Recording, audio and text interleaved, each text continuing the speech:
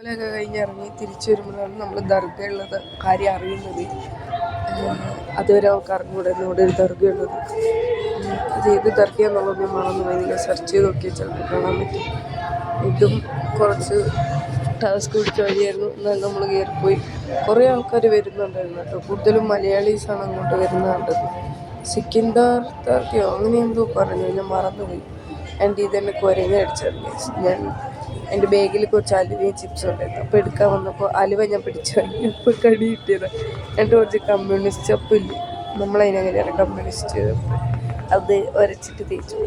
പിന്നെ ഇതിൻ്റെ മുകളിലാണ് ദർഗേൻ്റെ എൻട്രൻസ് മാത്രമേ വീഡിയോ എടുത്തുള്ളൂ. മൊത്തം എനിക്ക് എടുക്കാൻ പറ്റിയില്ല. ആൻഡ് ദർഗയൊക്കെ കണ്ട് നമ്മൾ തിരിച്ചു വന്നു. ആ വഴിയാണ് വന്നത്. നമ്മൾ ഇപ്പുറത്തെ സൈഡിലേക്ക് എത്തുന്ന രീതിക്ക് ഇറങ്ങി. എന്താണെന്ന് വെച്ചാൽ അമ്പലം ഈ സൈഡിലാണ് അടുത്ത്. അപ്പോൾ വരുന്ന വഴി കുറേ മലയാളീസ് ഉണ്ടായിരുന്നു. കയറി പോകുന്നവരൊക്കെ